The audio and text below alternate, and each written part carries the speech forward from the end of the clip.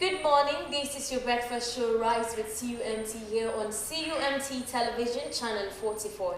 I am Mariama Precious Halabi. And I am Rama So. In the program this morning, we shall be discussing issues that has to do with the Peace Village Academy Secondary School.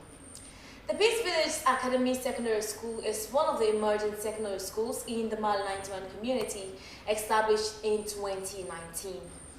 To help us discuss this, we have with us in the studio principal of the Peace Village Academy Secondary School, Lamin Serry. Good morning and welcome to the program. Good morning. Good morning, thanks for having me. You're welcome. Welcome. Well, before we start the discussion, let's have the quote of the day, which says, "Everyone who remembers his own education remembers teachers, not methods and techniques. The teacher is the heart of the educational system." And it's coming from Sidney Hook, who was an American educator and social philosopher who studied historical theory in relation to American philosophy. He was an ex-opponent of pragmatism and rationalism. He advocated a general philosophy of personal development. Well, hello, how are you? Thank you once more for having me. Okay, thank you to you for being here this morning with us.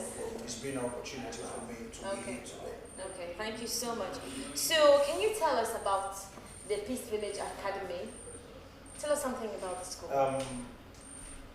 In the first place, I want to tender my appreciation Okay. because you made me feel overwhelmed today for me being a host of the CCMT or CUMT. Yeah, CUMT television station. It's really a big opportunity being accorded me. I'm coming to the question that to tell you about a little bit of background of Peace Village Academy. Yeah. It's the fastest growing school in the community now. The population of the community thought it fit that there is the need to establish a secondary school in the community.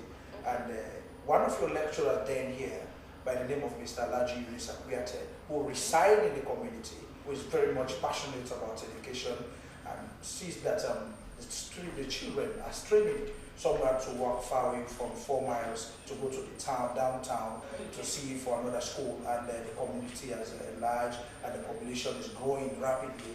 And the thought is why there is the need for me to open a secondary school in this community. And it consulted the stakeholders that are within the community, and they see that this is a very good initiative, and a piece of land was apportioned to him far away in 2016. And in 2016, that emergence of Peace Village Academy, and today as I speak to you, I'm the principal of Peace Village Academy, arguably the youngest in the country to be a principal, you know. So today the Peace Village Academy is the fastest growing school, and we are having a population of very close to 1,000 now. So, yeah. So, you're basically saying over the years the population or enrollment has been so far? It has really increased drastically, you know, because I took over the school just recently, but through my knowledge, my media acumen that I have, and the belief that the children, the people have in me, and the thought is why that we are now having a very good principal at the school, and we are seeing now a massive growth of the population. I mean the pupils in the school. That's it. Okay, so what is the enrollment for the school? Well, as I'm speaking to you now, we are a little bit above 800. Above 800? Yes, very close to 1,000. Okay, in 5 years? Yeah, in 5 years. Okay. That's why it's a baby school and it's a creeping school. Okay. That's why I said it's the fastest growing school, because if you look at other schools that have been in existence for more than 30 years in the community, and just a 5-year school, I mean, boasting of having a population of 800 and slightly above now, to me, it's a very good one, and it's a very good achievement. Okay. So is the environment disabled accommodating? Yeah. You know, in education now, we have what we call this radical inclusion. Okay. And radical inclusion, we mean the government is young to see everybody in the educational strata now, and nobody should be left out being able or disabled. You know, we need to create that platform or the enabling environment to see that we create that way where the disabled can be access to education, and we provide all the facility that they're supposed to need. Okay. Yeah. So what is the strength of the school, let me say the male and also the female teachers? Well, if you look at the staff system. Yeah, okay, I will come to the pupils, the strength of the pupils, and onto the staff. Yeah. Okay, no problem. Great. Looking at the strength of the population of the school by male and the female, you know, we are having a surpassed population of the female now. And same way, so it lingers in the educational structure. Now you can see in the school we have more female than the male. It is a common phenomenon now that the female are more than the male, even at national level. So it also happens in the school setting. We have more female than the male child. Also in the staff sector. Well, in the staff sector, that's the problem, that's the drama, you know, because it is, you know, the girl child education in this country is just now that we are trying to improve. And before this time, girl child hardly go to school. Some are used for marital, some are not given the opportunity or the leverage to go to school. So that is why we are having a little bit amount of female teachers. But by composition, we only have two, which is it's not gender equality, I know, but it's the situation that brought that one. You know, so, we only have two female teachers, and the number of male teachers surpass the female. Okay, what's the amount of males teachers? Well, we are having all in all, we are having 23 staff in the school, and we have two, so it's 21 male. That's way too much, and it's not bad. No, yes, well, that's for my own view. I don't know, maybe in some other view, it might be okay. Yeah, because as I said, before this time, the education of the girl child in this country was not that rapid. Yeah, that is why, and you can see the graduates, you have more male that are graduating in universities and teachers training colleges than the female. That's the problem. Yeah. You see. So what has been the performance of students in or pupils in your school during the external examinations? Well, I don't want to blow my trumpet, but situation will permit me to do a little bit, you know. But if you look at the performance, in fact, one of the key things why you're seeing Peace Village Academy is growing rapidly is that because of most especially the public exams performance. In fact, this time around, this past decade examination, we sent in about a little bit 106 candidates. We have 103 that's gone through the examination with excellent results. So you're seeing we're having, let's say, 99% of the average performance of the pupils in public exams. We are doing great because we have the wherewithal, we have the staff that requires, you know, in that particular academic field. That's why we are progressing even in the number, and we are also progressing in the examination purpose. Okay. So what are some of the challenges faced by the school? Well, the challenges in the school are enormous, you know. As a creeping school, as a baby school of just 5 years old, I'm sure we are moving gradually, but the challenges are there. Most especially the infrastructure. You know, the government, even though it's assisting the school because we are getting subsidy from the school, from the government for the school, but infrastructure, we are still getting a little bit problem where we're trying to combat that one. By next academic year, we'll try to see how we will address that one. And again, the other challenges that we are having, most of the teachers that we are having in the school are non-PIN coded teachers. We call them community teachers. That is why that's a big challenge for us. The subsidies that are coming from government are not enough to combat the challenges of the school. We have to pay stipend to teachers, unapproved teachers, which is a very, very difficult task for us. And you know, you cannot just give somebody who has a family 200,000 euros. To me, it is also embarrassing, and it is really pity. So we have great challenges in the school, the infrastructure, looking at the non-PIN coded staff. You know, we have to pay stipend, some of the materials. So as a baby school, but we are trying to cope, because in life, you move a journey of 1,000 starts with a step, and we are moving gradually. Just one step, that's all it takes. So what are some of the success stories you would like to share with viewers? You mean personal or the school? The school. The school, the success story of the school. One of the success story of the school, we've addressed the problem of most of the girl child walking 2 to 3 miles, going for another school. Some may be tempted by lots of these bike riders on us. Some may be tempted by people influencing them, because trekking from one point to another, about 2 or 3 miles, it's very difficult. And at the end of the day, you may be tempted by these people. They say, okay, I will give you lift, so to speak, quote and unquote. Okay. You know, I will give you this so that I will help you to go to your school. And those are all challenges. And you know, now people are not doing something out of genuinity, out of human kindness. Some may do it, especially in the girl child, because those are the ones that are very, very vulnerable. Yeah. Because they may be tempted by many, many things. You know, but for now, we've come back, so we've addressed that issue, particularly in the community. Okay. You know, as you're seeing, if in the morning hours, even in your company here, you're seeing people's walking all the way from these villages, 3, 4, 5 miles off to go to Peace Village Academy. We've reduced the mileage. Some we had to have travel to 6, 7 miles. But because the Peace Village Academy is now located very close here, you're seeing we've addressed that one. These are some of the success stories. And again, the community people, they thought is why that this is an advantage for us. Because having a secondary school that is going so fast, the community is also expected to go in another way. Okay. You know, Yes, we have so we just want to know what's your experience so far as a principal of the school? Yeah, even though a young principal, because I under on the tutelage of one of the lecturer here, Mr. Kanila Ifufona. Okay. Because I was teaching at SLM Secondary School, Okay. the school where your lecturer here, Mr. Khalil, was heading, and I had gained lots of experience there before being the principal of Peace Village Academy. But the experience is great because you know, you are working with people with different characters, most especially the staff. Some are coming from different home background, where they have different systems. So you have to know how to work with them. You need to have some administrative skills where you can combat some of these challenges.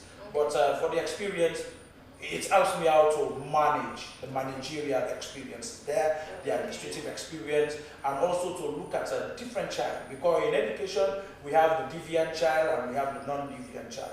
When we talk of deviant, we mean child, probably, even though we have the positive deviant and we have the negative deviant. But for the positive deviant, these are the children that are very keen about education. Whenever there is no teacher around, they will come in, Mr. Principal, we are supposed to have commerce and the teacher is not available. So you know, those are the what? The positive deviant. And we have the negative ones. They will just sit by without paying attention in class. Yeah, some may even tend to, I don't care, without knowing what they are there for. So those are all experiences now to address those issues. And I am gaining gradually. As a young principal, I am trying my best anyway, and to tap in knowledge from other old principals so that I will beef up my own experience in the field. Okay, welcome back, and let's just continue with the discussion and continue to stay with us. Yes, sir. Again, to the question I was about to ask before the breakage.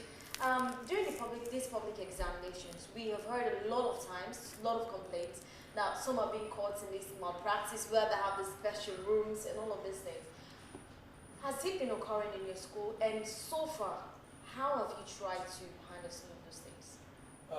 Honestly speaking, as somebody that is very passionate about education, and also as a head of a school institution, and somebody who wants to preach integrity, and I'm sure in our school, in this past exams, to me it's a news.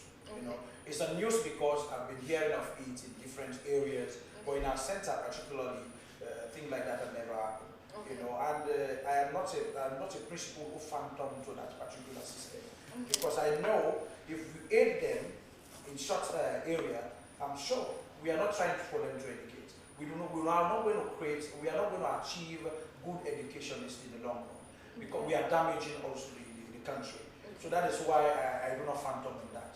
And when you talk of malpractice, I'm totally against of it, because I don't want to produce pupils or students or ministers or president that cannot be able to write, or president that cannot be able to speak well. So that is why we need to go through the channels and the rubrics of education. Because I need to be in quality education today, I will not be sitting here talking to you. So I want my subjects also, my pupils also, to emulate my own character. Okay, but in some cases, one may say these are things that are unavoidable in many schools, especially for emerging schools that may want to excel in this exam because they think that these are ways that they should outgrow those other institutions. Wait, let me come. It is only the principal who do not know the ethics of education, or only people who do not value education, who do not know the value of education, that will be feeling happy to support them. Forget about being a school a new one. Let me tell you, these children are not stupid. Sorry for the language. They are not stupid. Our pupils are clever. The only thing we need to do to set the base, to set that kind of platform where they will know that indeed we are not going to be assisted. Okay. You know. So to me, I don't think if that's an excuse. If Peace Village being a new school, that doesn't matter. Okay. What is important here is the quality education. And I believe in one thing. For a school to progress, just teach well. Okay. The children will deliver, and they will bring in more population for you. That I believe in. So I do not believe in aiding them in public exam. I believe in teaching them what they're supposed to see in the public exam. That's my motto. In fact, I have one slogan in the school. Give them the notes and allow them to study. Okay. You know, sometimes we often go into blows or confrontation with my teachers. Okay. I always told them, give them the children the notes. Because if they have the material, they will go home and sit and study. And you cannot say, let the child go and study without the material. And the material is supposed to be available, then they will be able to read and pass. Yeah. So I believe in giving materials to the pupils, you know, before then, and they will advise them how to study. That's why we organize extra classes, apart from normal school. We organize extra classes and night classes, camping and all. We coach them. And because our role here in the school is we are something like local parents. They are the second parents. You understand? We are the teachers. So we teach them. You know, we have about 8 hours in the school. So we teach them what they're supposed to know. We are their second parent. And one thing we need to note again, these pupils that we are teaching will be the future leaders. Yeah. And if we are training wrong breeds, at the end of the day, we will not succeed in the country. Yeah. And that's some of the challenges we are having in most of these institutions. Okay. Because some of them will not go the correct way, and we are trying to wipe out. And even that, as a conference of principle, we are trying our level best to see that we combat that situation. We are in, if not all, the whole country, but let's say in our own locality. Because let me surprise you. Our community, Yoni community, has been what? The cradle of education. Yoni community has been one of the Athens, among the members of the Athens of Africa. We've been producing what? Important people in society. Okay, can you name a few? Yes, we think of the CEO, Dr. Jim Safa Koma of Union Trust Bank, and now I made to understand that he's the Chancellor of University of Sierra Leone. Even the CEO of Canadian University. Sorry, we are transcending. And being that we are transcending, we must have these mistakes along the line. You know, something that you have used to, it is very hard for you to transform to another level. Sorry for mixing it up, Canadian and University. No problem. We are also trying to get your CEO here is a product of this community. Yeah. We think of Madam Zainab Awa Bangura. She's a product of this community. Yeah. We have lots of them. So there is one proverb, Chinua Achebe in Things Fall Apart says, he said, where are the young suckers when the old banana dies? And these children today are the young suckers. Okay. And the old bananas are the Safa Kurma, the CEO of the Canadian University. Yeah. The CEO will fade away. Yeah. We must have another CEO. Yeah. And these are the CEOs that we are training now. Yeah. So that is why we are trying to set that platform and for us to have a very good Okay, so you talk about the extra classes. Do these pupils pay for those extra classes? Well, they are not paying for extra class because government has said it clearly that a single cent is not going to be asked from any child. Okay. We are under the free quality education, not only free, but the quality. Not only the quantity, but the quality. The quality matters, okay. So we are not actually, from the little subsidy that we are getting from the government, we try to push it out. Sometimes I even suppress my stipend, my allowances and all, so that we can facilitate or enhance that extra classes. So that the teachers will teach, and at the end of the day, and I talk to them because we cannot pay them. Giving the teacher for a particular period, 10, 20,000 units, it will not suffice to his knowledge. But we talk to them so that they will see reason that these children are our own brothers, our own sisters. We need to groom them up to the way we want them to be. That's it. So is the school involved in an extra curriculum? Oh yes, that is in fact in the educational domain, or we call it the Bloom's taxonomy. We have the psychomotor, we have the cognitive, and we have the affective. So under the psychomotor, we involved in extracurricular activities. Okay. We organize in sport. Recently, we just concluded inter-houses gala competition. We do gender equality. The female also are playing. The male are also playing, and finally we organize a discorama where some of these children we exhibit their talent. Now, but one thing you need to know, I'm thinking about, it's that old saying we used to have in this primary school. All works and no play make Jack a dull boy. Yeah, no play and no works make Jack a me at all. You see, so as I was saying, they exhibit their talent. If you look at the stage, some will go for single dancing, miming, cultural dance, and all of these things. Because one thing we need to learn, not all of us will be highly educated. That is why we have this extracurricular. We call the psychomotor. Today we have footballers. It is under the psychomotor. That's why we are playing football in schools. To pick out this talent. At the end of the day, we nurture them. So we mentor them at the end of the day so that they will excel. We are seeing the moment talents today, the Kai Kamara, they are not highly educated, but probably they are having money more than those that are doctors, professors, etc. So that's the important aspect of the psychomotor aspect of the educational domain. So talking about free quality education, how much has the school been benefiting from this free quality? No, to be candid, I must be candid and frank. President Bio has tried.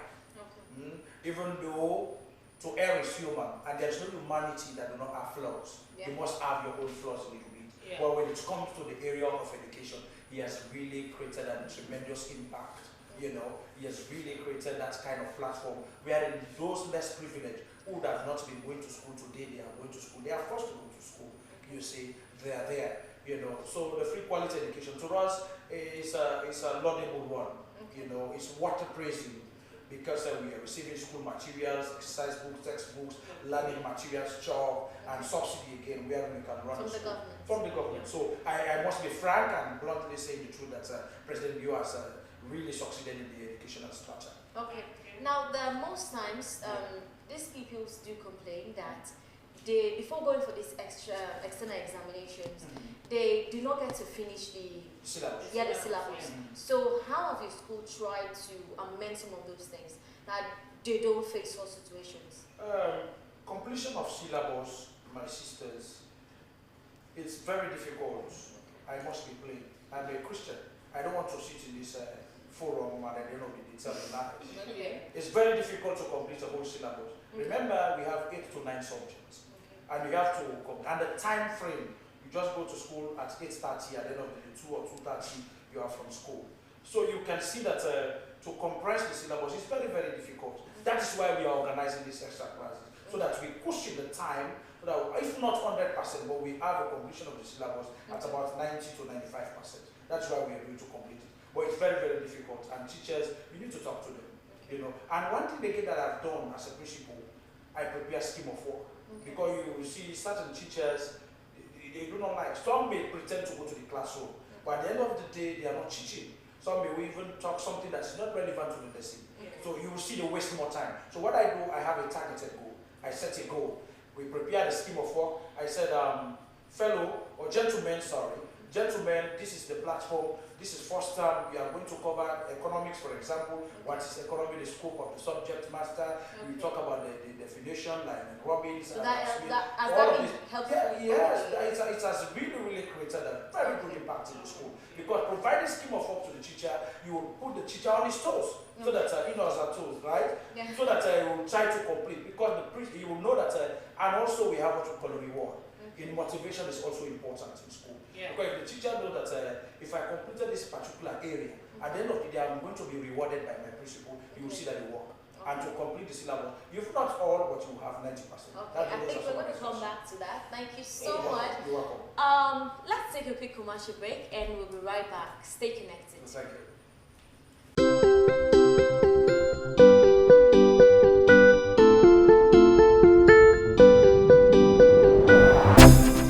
This is the Canadian University of Modern Technology. Here, we move a little differently. We are the change makers, the innovators. We are solving the problems of the 21st century. We create, we lead, we inspire. Beginning your journey at Canadian University is opening your chapter to success.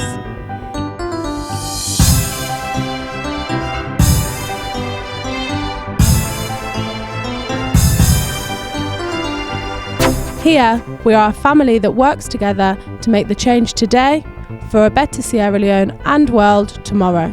Here is a home for you. Canadian University of Modern Technology, a place where careers begin.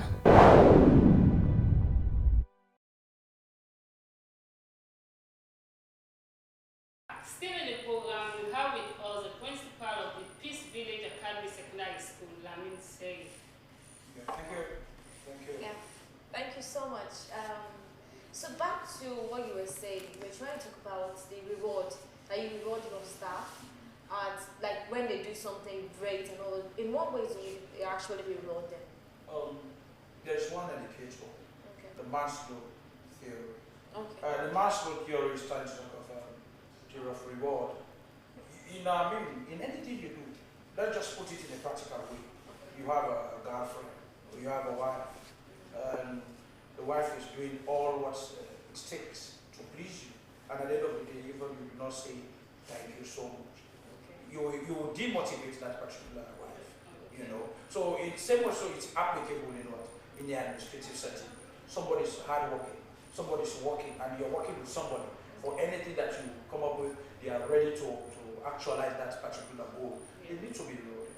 Okay. And again, the reward will even put everybody on his or her toes, wherein you motivate them to work hard. Those that I want to be behind, they will say, oh, at the end of the day, I am expecting something. So that is the kind of platform that we created. You know. In what ways do you actually reward them? You know, some we reward them. You know, so everybody likes money. Money. Sometimes money. Sometimes we prepare get together where we share things in common. Okay. We do that capacity building, challenges, success stories, and all of these things. Okay. We call them together, prepare nice food, we dine together with them. They will know that, our principal is really with us, our principal is really working with us. Yeah. And these are some of the ways, and they will feel belong. And one thing again, you should not have that cabal. A cabal, I mean, we are in, you say 1, 2, 3 teachers, they are my blue eyeball. Okay. That should not be working. Okay. And I am not that type of principal, wherein I have blue eyeballs, or my Peggy, Okay. That So what's the meaning of Peggy? Peggy means your errand boys. Okay. So as a principal, how can you describe an ideal environment and how have you worked to implement that such in your school? One far way back, let me just reiterate from your question. Okay. You asked me about those disabled. Okay. To create the ideal environment for them, you must provide some of the strategies. Okay. Sometimes some of them are completely dysphorious. Okay. They cannot use this wheelchair. Yeah. You have to provide a ramp for them so that they will get access to the building to create that ideal environment so that the learning will take place. Again, they should not be intimidated. Some may have physically challenged, and by using some of these provocative words, it is prohibited in my school. For any child or people that are caught provoking somebody that is physically challenged, that one is a punishment.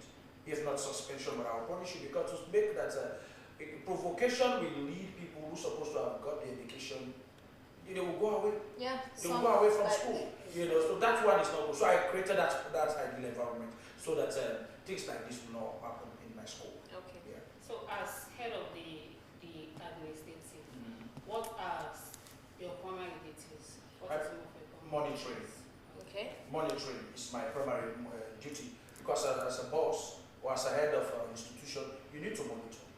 And because if you don't monitor, probably your goal, your targeted goal will not be reached. Okay. So monitoring is very important in administration. So I monitor, and I also sometimes I provide leadership.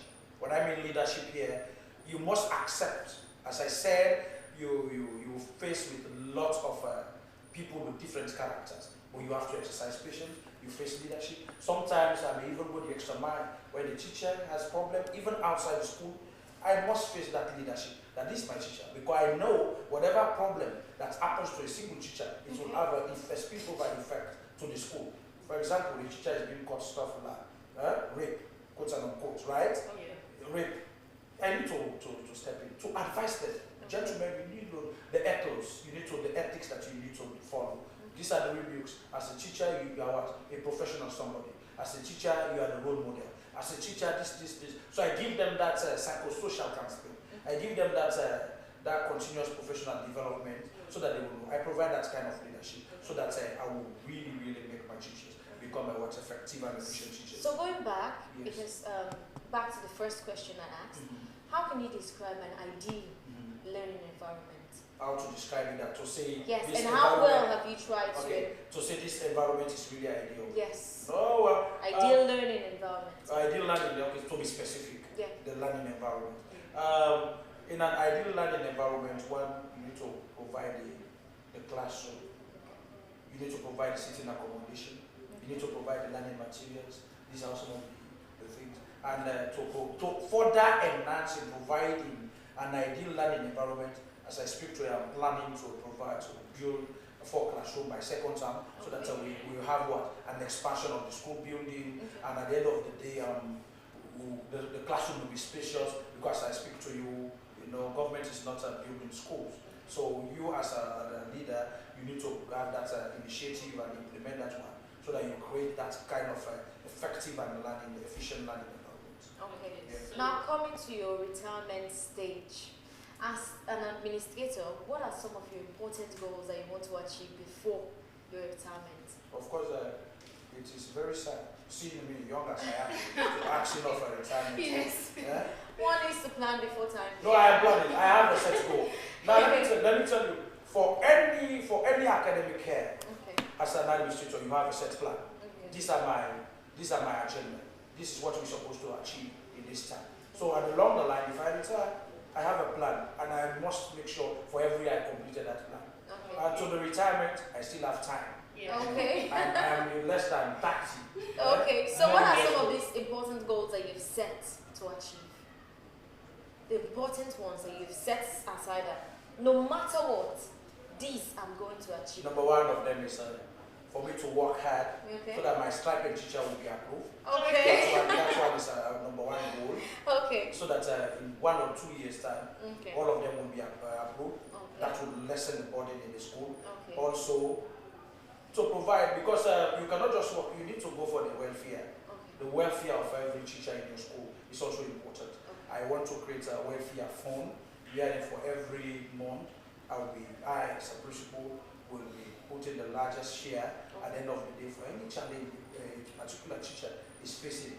The administration will come in so that it will help, And again, this continuous professional development we call CDP, CPD rather, to help some of these teachers, because we have teachers that have just taken WASCA examination. They have not yet to go to the University of Teachers Training College. So we want to create that platform wherein at the end of the day, the administration will help, either 1 or 2, okay, gentlemen, let's not just stay in the classroom for long without going to the colleges or so. We will give that kind of push, and wherein they will succeed. Okay. Those are some of the aims that I want to do. So now coming to, you spoke about these community teachers that have been helping without pin codes.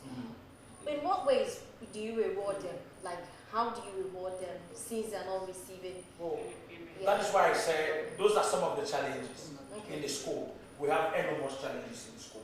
By that I mean, these unapproved teachers, from this little subsidy that we are getting, it is there we have to cushion out so that we pay them at the end of the day. That's the way we do.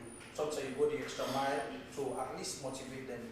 This is the way, because for anybody that is working for you, you must create that peaceful environment for you. Yes. So as a principal, what are your passion? Education. Okay. I want to, the next time, I want in this long run, even probably you will not be here. Okay. Well, probably when this television station would have gone all the whole world, Okay. worldwide rather, I'm sure you say, oh, I interviewed one man by the name of Lamin, and now he's called Professor Lamin Serry. Okay. I want to educate you, because education is my passion. Okay. I also want to see my pupils to educate. So how can you describe a successful principal? A successful principal. Yeah. How can I describe? Yes. you have a success in your monetary. Okay. Your agenda has been accomplished. Okay. That's what makes you a successful one. Okay. Because if you have your agenda and they are not accomplished, you are not a successful principal. Okay. As for me, I don't want to be called unsuccessful principal. That's why I have my agenda and I implemented them, I monitor them so that everything works. That will make me a successful principal. So that at the end of the day, when I pass along the road, when I shall be getting old, I think I remember you saying that's far off. Yeah. In 40 years more, Okay. or 30 years more, when I shall have left the classroom, I want to see my people, somebody using Range Rover, will break and say, oh, Mr. Serry, you are here. Then they will give me $1 or $2 or $100, say, this is your reward, sir. Okay. Those are the kind of... so earlier you said that education is your passion. That is apart from education, what else? It will be surprising to know that I was a musician. Ah, Yeah. okay. Of which it's a household name in this community. If Okay. you go along the road now, you ask, do you know any artist called General Sodrett? You will tell, oh yeah, we know that musician. That means you were so good. Well, I cannot say I was so good, but you can ask the onlooker that we are looking at me.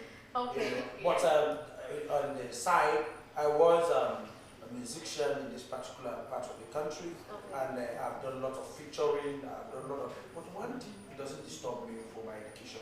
And again, I was the chairman of the My91 Artists Union. Okay. Yeah, I have gained to that position, and currently as I speak to you, I am the organizing secretary of the Conference of Principals. So these are some of the things, you know. I was a musician, even though I am trying to retire now because I'm more focused on the the education than this. Okay. I want to give chance to the others so that they will also grow. So tell us about your music life.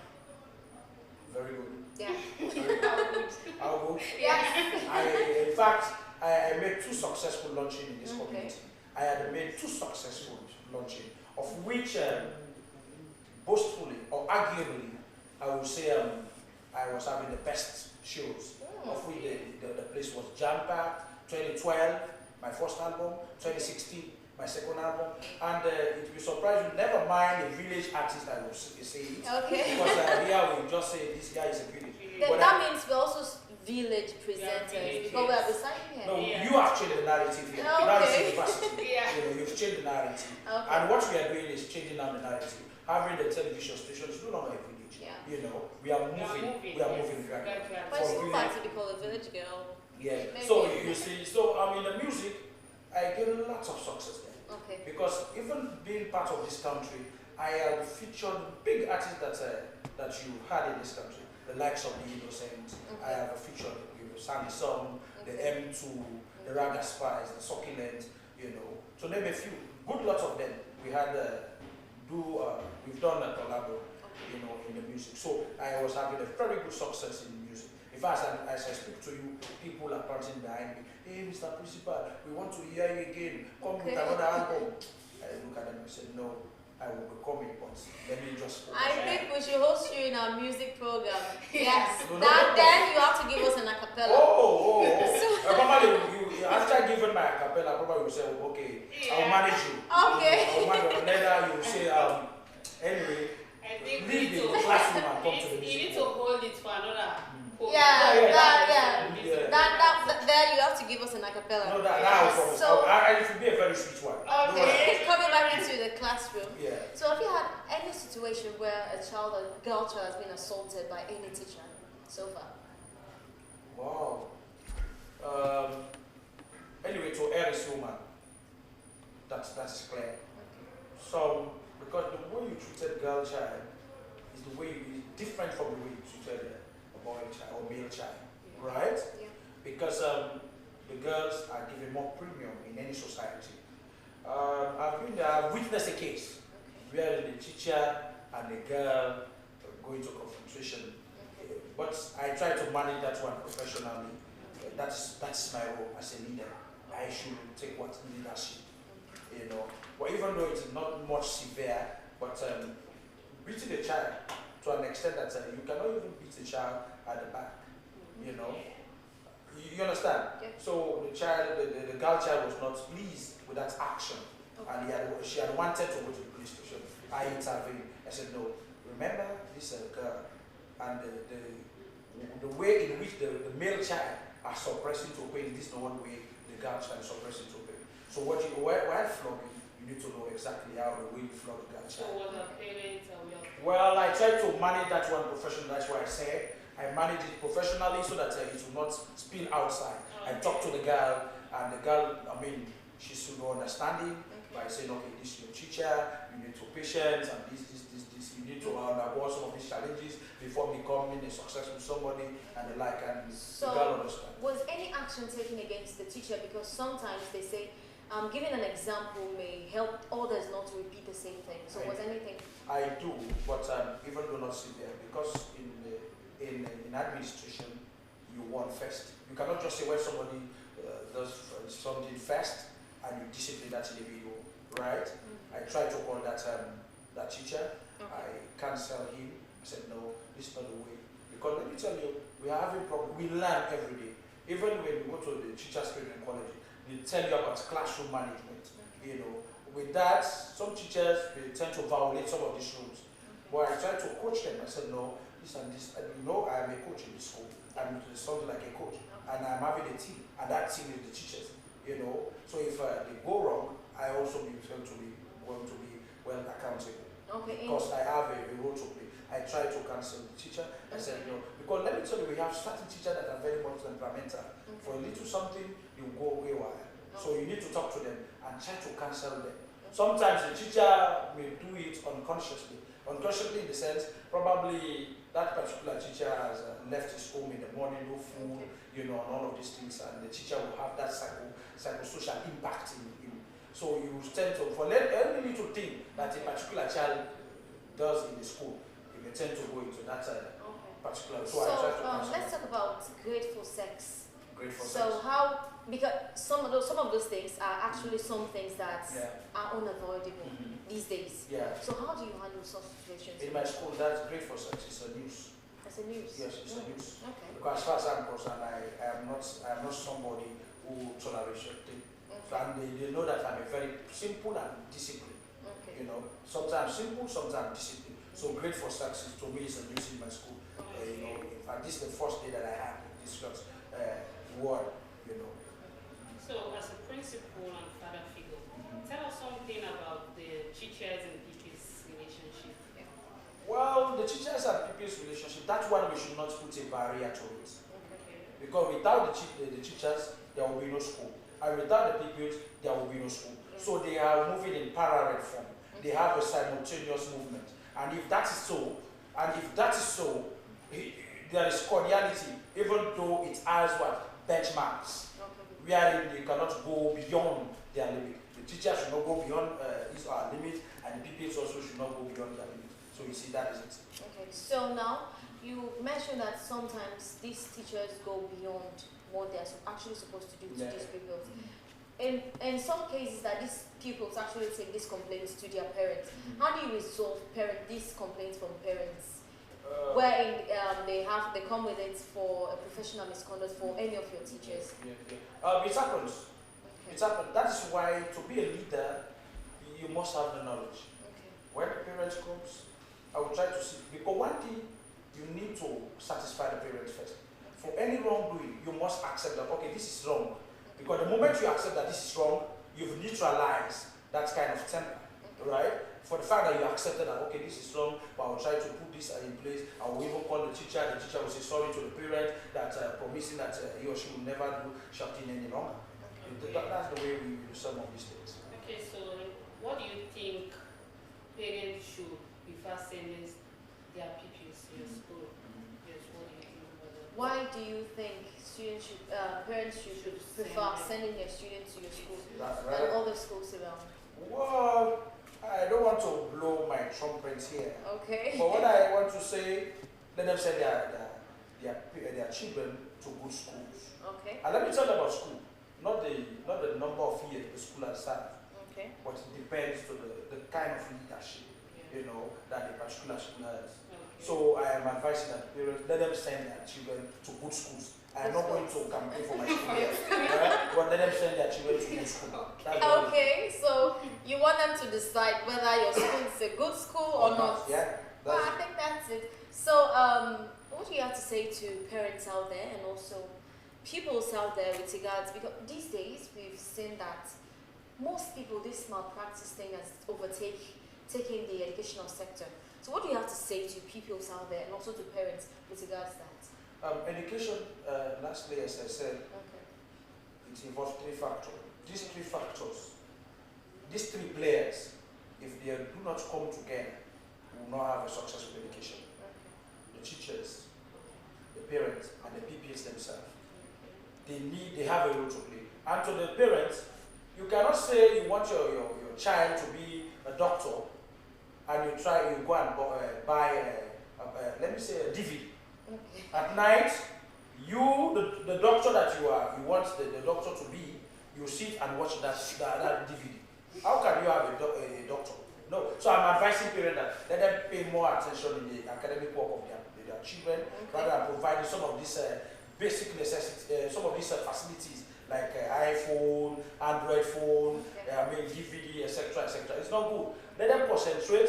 If they want to sit in the plasma television in parlor, let them now invest their money to the education of their children, so that they will have a plasma. They will not even watch to a DVD, now they watch to a plasma now. So those are some of the advice. And to them, the pupils again, let them pay attention to their academic work, and we again as teachers, we are doing our level best. So now, you said that it's not good for parents to provide all these accessories to their children. But in some cases, we've heard some testimonies from students or pupils who actually say they learned on the way. They learned how to construct certain sentences by watching movies. No. So, I don't now know. let me tell you, some are misusing it. I'm not saying that absolutely it should be eradicated. But a majority of them are misusing it. The Android phone is very important. But if you use it wisely, right? If you have an iPhone, some may even have their phone, this Android phone, just to watch pornographic movies. Some may even use, hello, where are you? I want to see you, etc., etc. Without going to the Google, do other things, searching for materials, to capacitate themselves. So that is why I said they misuse it. For those that are misusing it, and they are not hypocrite, because let me tell you, even me as a principal, I often go to the phone and I Google for any material that I want, right? That is it. So, not that I am saying that no, we should not use some of this phone, but let them use them judiciously and wisely. Even though the percentage of those that are not using it correctly is many. Way above the line. Well, so do you have any advice to the government about certain things that should be implemented to the educational sector that has not been implemented yet? Number one, let them go back to the class 7. Okay. Let me tell you, you are seeing a particular child now going to Form 1. Probably, if you see the size of that child, let me tell you, maturity counts a lot in education. So if you go to the class 7, you will see that the child will be a little bit mature to go to the JSS1 or Form 1. So the government, to me, if I have the opportunity to sit with the Minister of Education, if I have the opportunity to sit with the President, I will tell the President, Mr. President, you have a very good agenda for this country, but the problem you do not have people who advise you appropriately. And let me tell you, the layman is wiser than those that are at the top. Because the layman thinks wider. Somebody that is very poor, you're always thinking ahead, to plan better. Now let me tell you, if you go to the class 7, the child will be mature a little bit. From 1, you'll see improvement. By the time the child will go to the SSS 3, you will see that that child is particularly really mature for the WASCE examination. Let me tell you one story. I was attending here, I failed. My first was, I failed. My second was, I failed. Failed in the sense doesn't mean that I do not have credit. But to me, I consider it as a fail. Because I cannot just have 1 or 2 credit and I say I tried. No, to me it's not a try.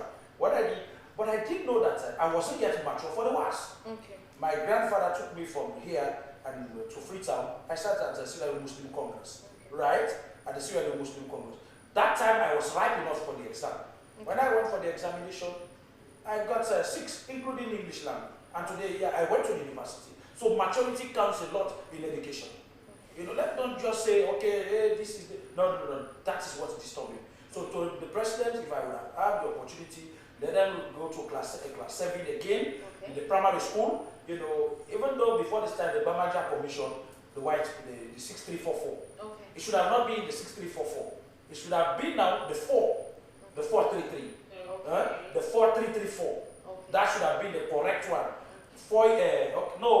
7 rather. 7334. Okay. That should be the 7334. Okay. That is 7 years in the primary school, 3 years in the GSS, 3 years in the SS, and 4 years in the tertiary institution. We are going to have a success story at the end of the day. Okay. Well, I think that's it for it. Thank you so much for joining us this morning. Welcome. It has been interesting having you. To me, it's really, really overwhelming. Okay. Really over. Because Okay. given accord me short opportunity, Okay. it's indeed a blessing in disguise. I want to appreciate you guys, and I pray that you transform. I'm always available whenever you want to host me. I'm always available whenever you want to have advice. I'm always, my platform is always open. Okay. Thank you very much. Thank you for that. Welcome. Well, this is where we end the program this morning. But before we go, a quick reminder of the quote of the day, which says, "Everyone who remembers his own education remembers teachers, not methods and techniques. The teacher is the heart of the educational system." And it's coming from Sidney Hook, who was an American educator and social philosopher who studied historical theory in relation to American philosopher. He was an exponent of pragmatism. He advocated a general philosopher of personal development. Thanks for watching. I have been Marama Pajitalabi. And I am Lama. So have a nice day. Have a nice day. Thank you.